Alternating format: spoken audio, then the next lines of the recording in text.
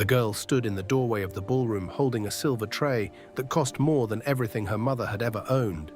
She was 23 years old. Her uniform was pressed, her hands were steady, and on her left shoulder, hidden beneath starched fabric, was a crescent-shaped birthmark that would destroy 3 lives before midnight. Nobody saw her, nobody ever did.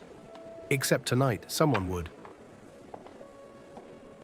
Welcome to Wealthra Stories, where every tale reveals the truth about human character, wealth, and the power of kindness. If you love stories that teach powerful life lessons, hit that subscribe button right now and turn on your notification bell so you never miss an upload. The Chukwemeka estate sat on 12 acres of prime land in Banana Island, Lagos. The main house had 42 rooms, Italian marble floors, and a chandelier that had been shipped piece by piece from Vienna. The monthly electricity bill could feed a village for a year. The gardening staff alone numbered 8. Marcus had built his fortune selling telecommunications infrastructure across West Africa. He was 58 years old now, grey at the temples, sharp in the eyes, and wealthy in ways that made other wealthy men feel poor. His net worth was estimated at $2.3 billion, though the real number was certainly higher. Men like Marcus didn't reveal everything. His wife, Kioma, came from old money. Banking family, colonial-era wealth that had survived independence, coups, recessions, and every social shift Nigeria had endured. She was elegant, cold, and deeply proud. She wore her status like armor. They had 1 child, or they used to. 15 years ago, their daughter Grace vanished. She was 8 years old. They were at a charity gala at the Echo Hotel. Kioma had turned her back for 2 minutes, maybe 3. When she looked again, Grace was gone. Security footage showed nothing useful. The Lagos police investigated for months. Private investigators were hired, and billboards went up across the city. Ransom calls came, but they were all fraudulent, cruel games played by desperate people hoping for money. No body was ever found, no evidence, no closure. The case went cold, the marriage went colder. While Marcus threw himself into work and Kioma built a shrine, their daughter stood alone in Ogbate Market, Enugu. She was 9 years old. The woman with the scar had left her there an hour ago, walked away without looking back. The last thing she'd said was, "What? Your parents don't want you. Stay here. Someone will find you." But nobody found her. The market was chaos, bodies pressing from all sides, the smell of rotten vegetables and diesel smoke, women shouting prices for tomatoes and peppers, men pushing wheelbarrows loaded with yams, children darting between legs, laughing, chasing each other, everyone moving with purpose except her. Grace didn't move. She stood in the same spot, small and frozen. Her pink dress, the one from the gala, now dirty and torn. She waited for someone to notice, waited for someone to ask if she was lost. Nobody did. She was just another child in a market full of children. A woman bumped into her, didn't apologize, kept walking. A man carrying a crate of bottles nearly knocked her over. A group of boys ran past, and one of them shoved her aside without slowing down. Grace stumbled backward into a puddle of something dark and foul-smelling. No one stopped, and no one cared. After a while, her legs hurt from standing. Her throat was dry. Her stomach twisted with hunger she'd never felt before. At home, she could barely remember home now. Food had simply appeared. Breakfast, lunch, dinner. She'd never thought about where it came from. Now she thought about nothing else. She saw a woman selling oranges from a wooden cart. The woman turned away to argue with a customer about prices, her voice loud and sharp. Grace's hand moved before her mind could stop it. She grabbed a fallen orange from the dirt beneath the cart and ran. Her heart pounded. Her small legs carried her through the narrow pathways between stalls. She expected shouting, expected to be chased, expected rough hands to grab her and drag her back. But no one followed. She found a corner between 2 stalls where broken crates were piled high. She squeezed behind them and sat in the dirt, trembling. She peeled the orange with shaking fingers. It was bruised and sour, covered in grime. But she ate every piece, sucked the juice from the pulp, even chewed the bitter white pith because it was something. When she looked up, an old woman was standing there watching her. The woman had tribal marks on her cheeks, 3 lines on each side, and a wrapper tied around her thick waist. Her face showed no emotion, no pity, no anger, just observation. Grace's body tensed. She expected to be shouted at, chased away, beaten maybe for stealing. Instead, the woman turned and walked back to her stall a few feet away. She sat down heavily on a low wooden stool behind a table piled with tomatoes and bell peppers. Grace watched her, uncertain. The woman reached into a plastic bag beside her stool. She pulled out 2 boiled eggs and a piece of bread wrapped in paper. She set them on the edge of her table where Grace could see them clearly. Then she looked away, started arranging her vegetables as if Grace didn't exist. Grace stared at the food. Her stomach cramped with hunger, but something held her back. Pride, maybe, or fear, or the fading memory of a mother who had taught her not to take things from strangers. But that mother was gone now. Everyone was gone. Grace stood slowly, walked to the table. Her hand reached out, hesitant, waiting for the woman to snatch the food away, to laugh at her, to teach her a cruel lesson about hope. The woman didn't move. Grace took the eggs and the bread. She whispered, "Hi, thank you." The woman still didn't look at her, but she said in a voice rough as sand, "Sit there if you want, behind the crates. No one will bother you." Grace sat. She ate slowly this time, made the food last, and for the first time since the woman with the scar had abandoned her, she felt something other than terror. Not safety exactly, but the possibility of it. She didn't know it yet, but that moment, that small, a silent act of mercy from a stranger who asked for nothing in return, would be the only reason she survived long enough to find her way home. Back at home, Obina had expanded his business into Ghana, Senegal, Côte d'Ivoire. He built towers, bought politicians, attended conferences in Dubai and London. He rarely came home before midnight. Kioma built a shrine in Grace's bedroom, untouched for 15 years. She kept everything exactly as it was. The pink bedspread, the stuffed animals, and the school uniform hanging in the closet. Fresh flowers were placed on the nightstand every week. Candles burned every evening. Kioma would sit in that room for hours, silent, staring at photographs of a daughter who would have been 23 now. Tonight was Grace's birthday, or what would have been her birthday. Kioma had insisted on hosting a charity gala.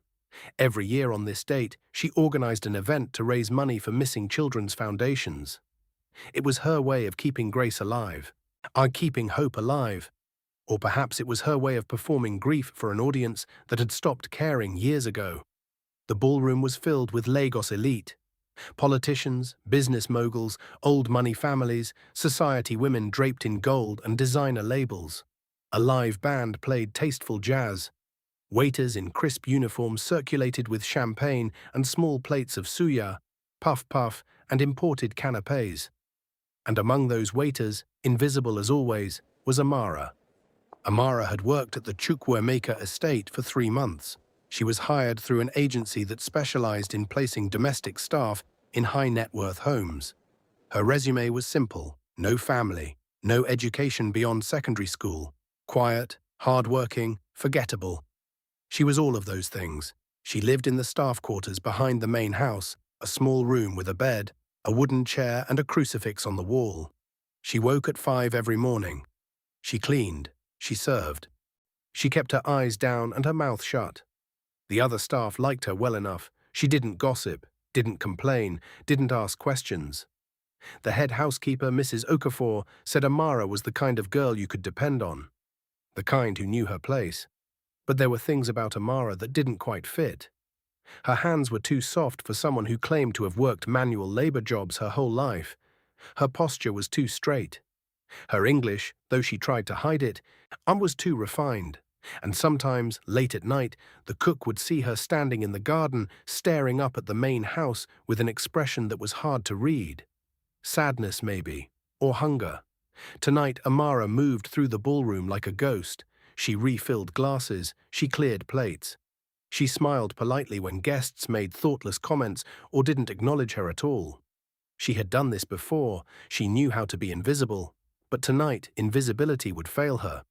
Marcus stood near the grand staircase, a glass of whiskey in his hand, half listening to a cabinet minister drone on about infrastructure policy. His mind was elsewhere. It was always elsewhere on this day. He glanced across the room and saw Kioma near the stage, speaking to the head of the Missing Children's Foundation. She looked composed, elegant, untouchable. But Marcus knew better. He knew that after the guests left, she would go upstairs to that room and she would sit in the dark and she would cry in a way that made no sound. He had stopped trying to reach her years ago. Grief had made them strangers. A waiter passed by and Marcus reached for another whiskey without looking. His hand brushed against someone's arm. He glanced down. It was the new girl, the quiet one, Amara. "Apologies, sir," she said quickly, her voice soft, her eyes lowered. Marcus waved it off. "It's fine." She moved to step away, but something made him pause. He didn't know what. Maybe it was the way she held herself. Maybe it was the faint trace of something familiar in her face. "Wait," he said. Amara stopped, turned back. Her expression was neutral, professional. "What's your name?" Marcus asked. "Amara, sir." "How long have you been working here?" 3 months, sir." Marcus studied her for a moment. She was young, early 20s perhaps, slim, dark skin, high cheekbones. Nothing remarkable, and nothing that should make him feel uneasy. But he did. "Do I know you?" he asked. Amara shook her head quickly. "No, sir." "You look familiar." "I have one of those faces, sir," she said with a small, rehearsed smile. Marcus wasn't convinced, but he let it go. He nodded and Amara disappeared back into the crowd. But across the room someone else had been watching. Kioma. Kioma had seen the interaction. She had seen Marcus stop the girl, seen him study her face. And now, standing alone near the stage, Kioma felt something shift in her chest. It wasn't jealousy, it wasn't suspicion, it was recognition. She didn't know why, she didn't know how, but something about that girl made her heart beat faster. Kioma set down her champagne glass and moved through the crowd, her eyes following Amara's path. The girl had slipped through a side door into the hallway leading toward the kitchen. Kioma followed. The hallway was quieter, cooler. The noise of the party faded behind thick walls and closed doors. Kioma walked slowly, her heels clicking against marble. She found Amara in the small butler's pantry, stacking dirty plates onto a tray. "Excuse me," Kioma said. Amara turned, startled. "Ma, I'm sorry. Do you need something?" Kioma stepped closer. She studied the girl's face, the curve of her jaw, the shape of her eyes, the slight gap between her front teeth. "What's your name?" Kioma asked, though she already knew. "Amara, ma." "Where are you from?" "Enugu, ma." "Your family?" "I have no family, ma. I grew up in an orphanage." Kioma's breath caught. She didn't know why. Thousands of children grew up in orphanages. It meant nothing. But her hands were trembling. "How old are you?" Kioma asked. 23, ma." 23. The same age Grace would have been. Kioma's vision blurred. She blinked rapidly, trying to steady herself. This was absurd. This was grief playing tricks. This girl was nothing. A stranger, a servant. But then Amara shifted the tray, and her sleeve pulled back slightly, and Kioma saw it. On Amara's left shoulder, just visible above the collar of her uniform, was a birthmark. Crescent-shaped, dark against brown skin, exactly like the one Grace had. Kioma's legs gave out. She grabbed the edge of the counter to keep from falling. "Ma!" Amara dropped the tray and rushed forward. "Ma, are you okay?" Kioma couldn't speak, couldn't breathe. She stared at that birthmark like it was a doorway to another world. "Ma, should I call someone?" Amara asked, her voice rising in panic. Kioma reached out, her hand trembling. She touched Amara's shoulder, pulled the fabric down slightly. The birthmark was unmistakable. "Where did you get this?" Kioma whispered. "What, ma?" "This mark, on your shoulder. Where did it come from?" Amara looked confused. "I've had it since I was born, ma." "Ah, it's just a birthmark." Kioma's mind was spinning. This couldn't be real. This couldn't be possible. But what if it was? Is Amara their missing daughter, or just a girl with the same birthmark? Comment what you think is about to happen and subscribe now, because the truth is darker than you imagine. "Come with me," Kioma said, her voice suddenly firm. "Now." "Ma, I don't understand." "I said come with me." Kioma grabbed Amara's wrist and pulled her out of the pantry, down the hallway, had away from the noise and the people and the pretense of normalcy. Kioma didn't take Amara to the ballroom. She took her upstairs, past the guest rooms, past the library, down the long hallway at the east end of the house where no one went anymore. She stopped in front of a white door. Grace's room. Amara stood frozen in the hallway, her heart pounding. She didn't know what was happening. She didn't know why this woman was looking at her like she'd seen a ghost. Kioma opened the door, and the room was a time capsule. Pink walls, stuffed animals arranged on shelves, a child's desk with crayons still scattered across the surface, photographs in silver frames. Kioma walked to the dresser and picked up one of the frames. She turned it toward Amara. It was a photograph of a little girl, maybe 7 or 8 years old, smiling, gap-toothed, dark skin, crescent-shaped birthmark visible on her left shoulder. Amara stared at the photograph, then at Kioma, and then back at the photograph. "Who is this?" Amara whispered. Kioma's voice broke. "My daughter, Grace. She disappeared 15 years ago." Amara shook her head slowly. "Ma, I don't understand what this has to do with—" "You have her birthmark," Kioma said. "The exact same mark, in the exact same place. Lots of people have birthmarks, Ma. Not like this." Kioma's hands were shaking. "Not exactly like this." Amara took a step back. "Ma, I think you're upset. And maybe I should go—" "How old were you when you went to the orphanage?" Kioma asked sharply. Amara hesitated. "I don't remember, Ma. I was very young." "Do you know your real name? Your birth name?" "No, Ma. The nuns gave me the name Amara." Kioma moved closer. "Do you remember anything from before the orphanage? Anything at all?" Amara's face was pale now, her voice barely a whisper. "No, Ma. Nothing."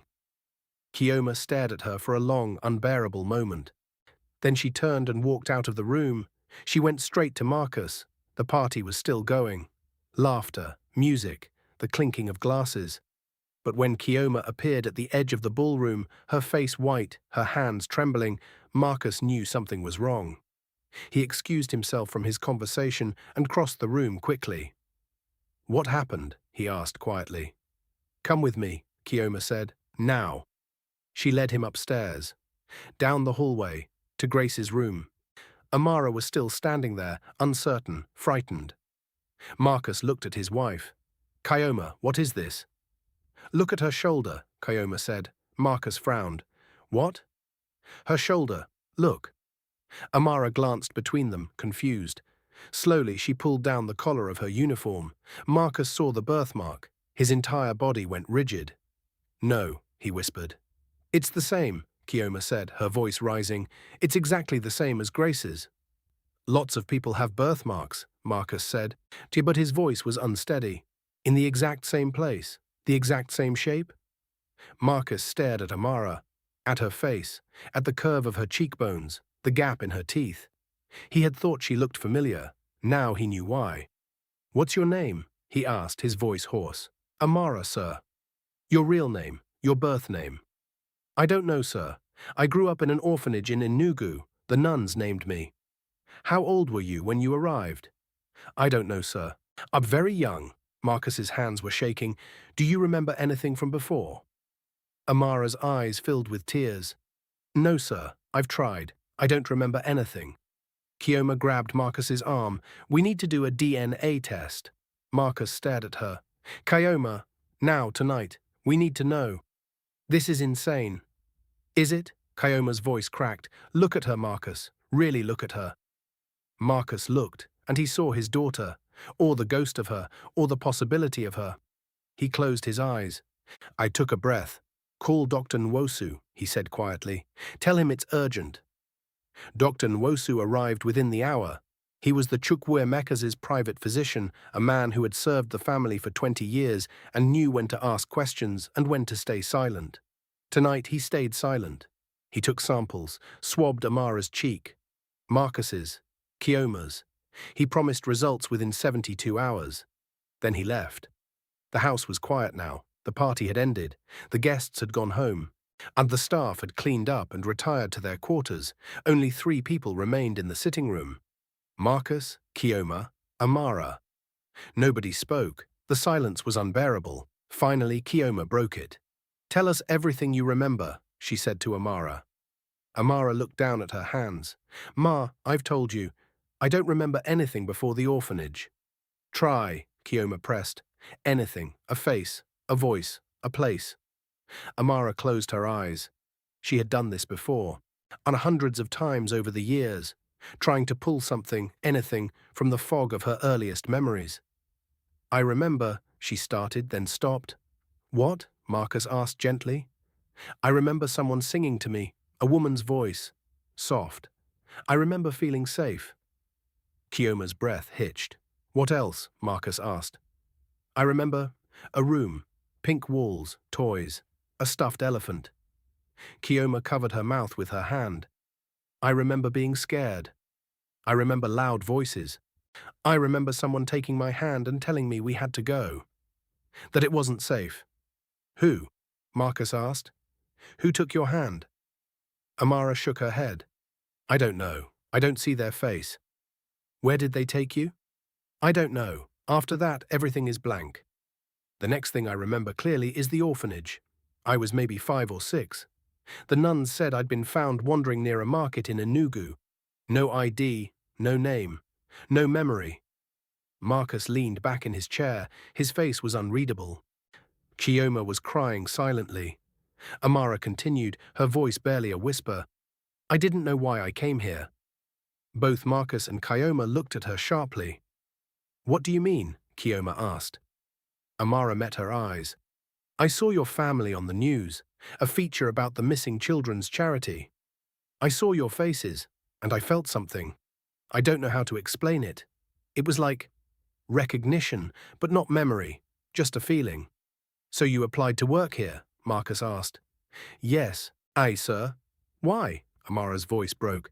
"Because I've spent my whole life wondering who I am, where I came from, and when I saw you, I thought, maybe if I could be close to you, maybe something would come back." Kioma stood abruptly and crossed the room. She knelt in front of Amara and took her hands. "If you are my daughter," she whispered, "if you are Grace, do you understand what that means?" Amara nodded, tears streaming down her face. "It means I never stopped looking for you. It means every single day for 15 years, I prayed you were alive. It means you are not alone. You have never been alone," Amara sobbed. And Kioma pulled her into her arms and held her the way she had held her daughter 15 years ago. Marcus watched from across the room, his jaw tight, his eyes wet. He wanted to believe. But belief required proof, and proof required 3 more days. Those 3 days were the longest of Marcus's life. He couldn't work, couldn't focus. I couldn't think about anything except the girl living in his house who might be his daughter.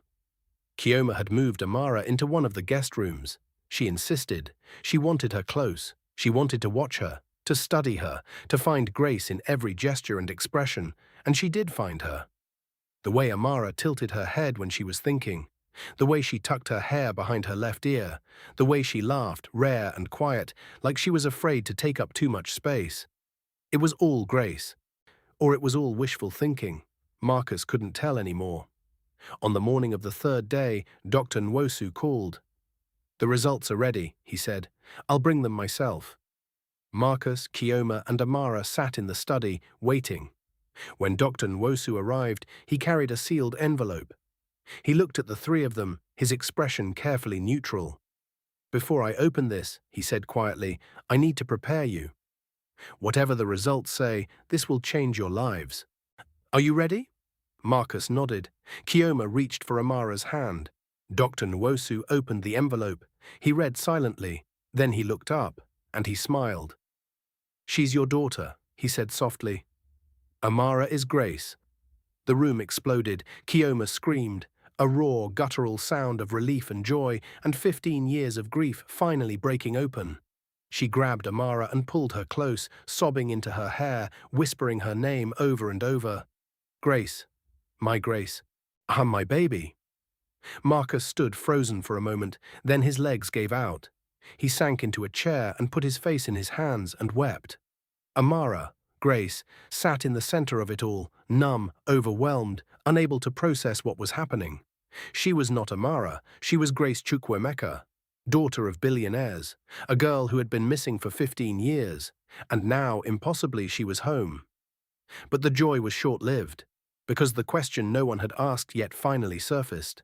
If Grace had been alive all this time, where had she been? Who had taken her? And why had they let her go? Marcus called the police that same afternoon. A senior investigator, Inspector Okonkwo, arrived within hours. He had worked the original case 15 years ago. He remembered every detail. When he saw Grace, he nearly wept. But then he became a detective again. "We need to know everything," he said. "Every memory, no matter how small." Grace sat across from him, flanked by her parents. She took a deep breath. "I've been trying to remember," she said, "and pieces are starting to come back." "Tell me," Okonkwo said gently. "I remember the gala. I remember my mother wearing a blue dress. I remember being bored. I wandered off. There was a woman. She smiled at me. She said she had something to show me." Kioma's hand tightened around Grace's. "She took me outside, to a car. I remember feeling scared. I tried to scream, but she covered my mouth. She said if I stayed quiet, she wouldn't hurt me." "What did she look like?" Okonkwo asked. "I don't remember her face clearly, but I remember she had a scar on her right hand, between her thumb and her finger." Okonkwo wrote quickly. "What happened next?" "She drove me somewhere, a house, far from Lagos. I don't know where. She kept me in a room. She was kind, mostly. She fed me. She didn't hurt me, but she told me I couldn't leave. That my parents didn't want me anymore." Kioma let out a choked sob. "I was so young," Grace whispered. "I believed her." "How long did she keep you?" Okonkwo asked. "I don't know. Months? Maybe a year." Time was strange. Then one day, she said she couldn't keep me anymore. She said it was too dangerous. She drove me to Enugu and left me near a market. She told me to walk and not look back. "And you never saw her again?" "No." Okonkwo leaned back. "This woman, did she ever tell you why she took you?" Grace shook her head. "No, but I remember her crying once, late at night. She said something about a promise, about money, about fixing a mistake." Marcus went rigid. "Money," he repeated. Grace nodded. Marcus looked at Okonkwo. "Someone paid her to take my daughter." "That's the most likely scenario," Okonkwo said. "The question is, who?" The investigation moved quickly after that. Okonkwo reopened the case. He pulled old files and interviewed old witnesses, re-examined security footage from the hotel. And then he found something. A woman. Mid-30s. Brown skin, scar on her right hand. She had been working at the Echo Hotel the night of the gala. Housekeeping staff. Her name was Ngozi Eze. Okonkwo tracked her down. She was living in a small village outside Enugu. She had changed her name, but not her face. When the police arrived, she didn't run. She confessed. She said she had been hired, paid 500,000 naira, told to take the child and keep her hidden for a year, then release her somewhere far away. "Who hired you?" Okonkwo demanded. Ngozi hesitated, then she said a name that shattered the family. "Mrs. Patricia Okafor, Chioma's cousin, the head housekeeper at the Chukwuemeka estate. The arrest happened at dawn. Mrs. Okafor didn't resist. She sat calmly in the back of the police car, her face unreadable. At the station, she was offered a lawyer. She declined. She confessed. She said she had been desperate. Her daughter was sick. She needed money for surgery. Chioma's cousin, Mrs. Okafor's employer, had offered her a deal. Take the child, keep her for a year, then let her go somewhere far away. Mrs. Okafor said she never meant to hurt anyone. She said she thought the family would pay a ransom, that the child would be returned. She said she didn't know the plan was to make Grace disappear forever. But Okonkwo didn't believe her. And when they dug deeper, they found the truth. The birthmark brought her home, but what they found in the bank records would reveal that her disappearance was never about ransom. It was about something far more calculated. and the person responsible had been at their dinner table for 15 years. Hit that subscribe button now and turn on the notification bell, because what happens next will question everything you know about partnership and loyalty. The money hadn't come from Mrs. Okafor. It had come from someone else, someone who had everything to gain from Grace's disappearance. Marcus sat in his office, staring at the file Inspector Okonkwo had left on his desk. Bank records, transfers, dates, all pointing to one person, his business partner, Chief Emeka Nwankwo, the man who had been by his side for 20 years, the man who had helped him build his empire, the man who had stood beside him at Grace's memorial service and wept, the man who had orchestrated his daughter's kidnapping. Marcus's hands shook as he read the evidence. 15 years ago, Marcus and Emeka had been negotiating a major contract, a government telecommunications deal worth billions. But there had been a clause. The contract could only be awarded to a company with a clean public image. No scandals, no distractions. Grace's disappearance had been a distraction, a massive public soul-destroying distraction. Marcus had been too consumed by grief to focus on business. He had missed meetings, failed to close deals. And Emeka had quietly stepped in, taken control, restructured the company. By the time Marcus recovered enough to pay attention, Emeka owned 40% of the business. He had used Marcus's grief to steal his empire, and it had all started with a little girl. Marcus stood slowly. He walked to his safe. He pulled out a handgun he'd kept for years but never used. He loaded it. And he left the house. Emeka's estate was smaller than Marcus's, but still lavish. When Marcus arrived, the guards recognized him and let him through without question. Emeka was in his study, pouring himself a drink. He looked up when Marcus entered. He saw the gun, and he smiled. "I wondered when you'd figure it out," Emeka said calmly. Marcus raised the gun. "You took my daughter." "I paid someone to take your daughter," Emeka corrected. "Anna, there's a difference. She was 8 years old. She was leverage. She was my child." Emeka shrugged. "You were weak, Marcus. Soft.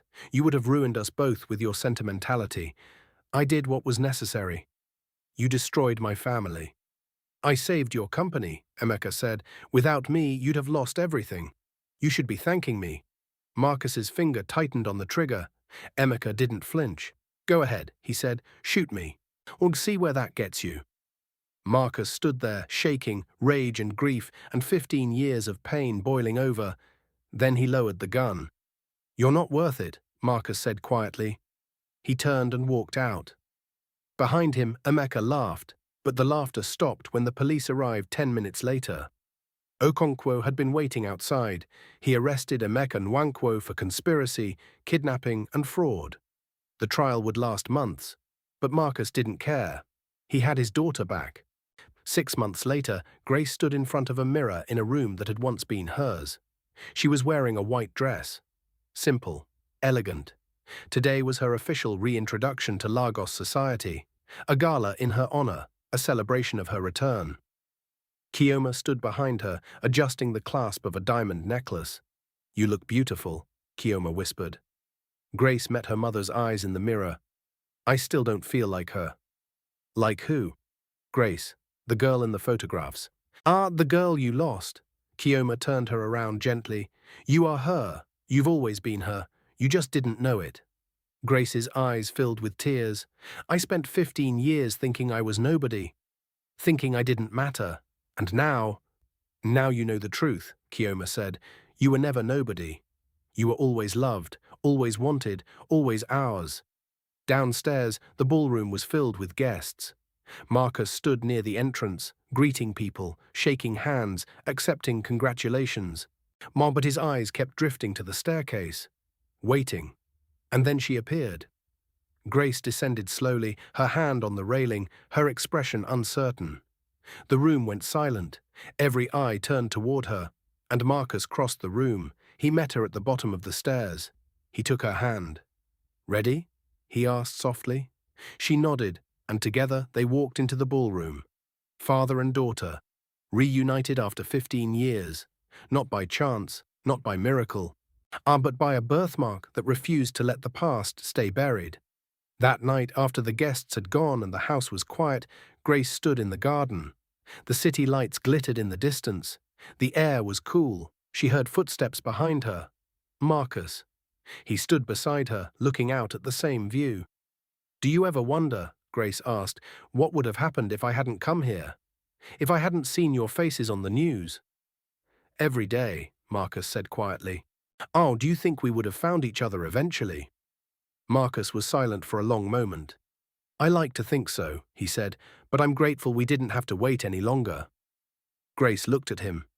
"Do you think I'll ever remember everything?" "I don't know. Does it matter?" "Maybe not. But I feel like there's still so much I don't know, so much I lost." Marcus put his hand on her shoulder, on the crescent-shaped mark that had brought them back together. "You didn't lose who you are," he said. "You just forgot for a while. But you're here now, you're home, and we have the rest of our lives to remember together." Grace closed her eyes. For the first time in 15 years, she felt like she belonged somewhere. Not because of wealth, not because of a name, but because of a truth that had been written on her skin since birth, a mark that said, "You are loved, you are wanted, you are ours." And no matter how far you wander, and you will always find your way home. If this story moved you, do two things for me right now. First, subscribe to this channel for more stories about power and pain and the resilience of people society overlooks. Stories that make you feel something real. Second, leave a comment. Tell me, have you ever felt invisible? Have you ever discovered something about yourself that changed everything? Or do you know someone whose story deserves to be told? Your words matter.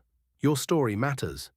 And if you made it this far, you're exactly the kind of person we create these stories for. Hit that like button, share this with someone who needs to hear it. Turn on notifications so you never miss the next story. Until then, remember, you are not invisible. You matter, and your story, whatever it is, deserves to be told. Thank you for watching. I'll see you in the next one.